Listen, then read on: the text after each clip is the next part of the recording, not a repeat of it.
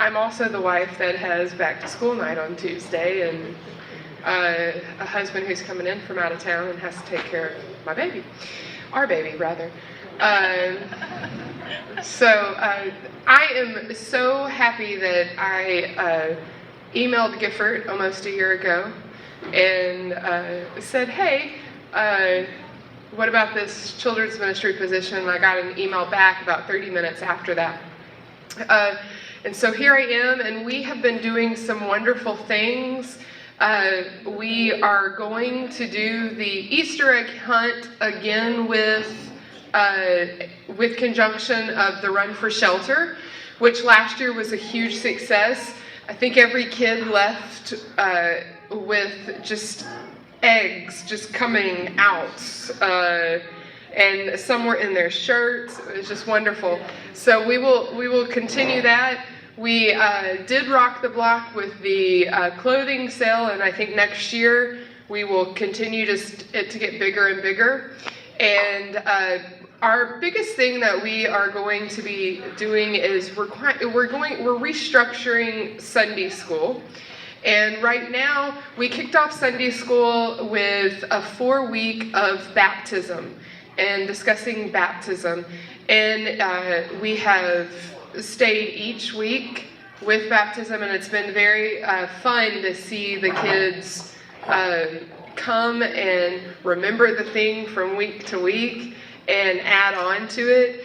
In a couple weeks, we're going to ask all of the parents whose children have come for these last 4 weeks for them to come, and the kids will then teach their parents what they have been learning about baptism. And we'll be doing the same thing for communion after baptism. And then after communion, we are hoping to begin Sunday school with, it's called Godly Play, is that correct? That it's Godly Play? We're trying to get our hands on the materials.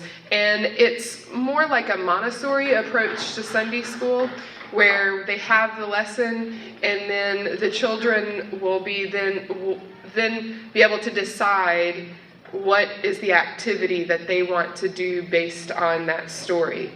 And the fourth and fifth graders are going to separate from us at that point, and they're going to we're going to go on a 2-year rotation with fourth and fifth graders.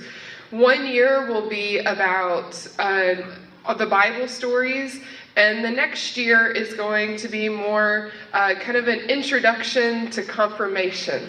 So they can go through that process and learn more about the church, learn more about their faith, so that when they get to youth, they know they're there. They're ready just to go in. And Brian and I have been in conversation with that. And the biggest thing about children's ministry this year is that everything that we do, we are thinking back to our mission statement. How are we inviting? How are we welcoming? How are we growing? All those steps of our mission statement. And we want to make our ministry very intentional. Not just that we do it for the kids to be here, fun, that's awesome, but we want to be very intentional so they know why we're doing these things. We have our the trunk or treat coming up. So we have trunk or treat coming up. I know that's a fun thing. And just lots of great things. I invite you to invite anyone that is of children's age to come and be a part of it. Also, this is the biggest thing. Just because you do not have a child in children's ministry does not mean that you cannot help us.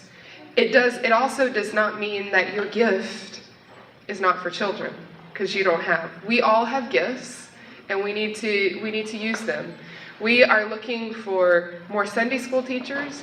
We're looking for someone to come and do children's worship. It doesn't have to be every Sunday.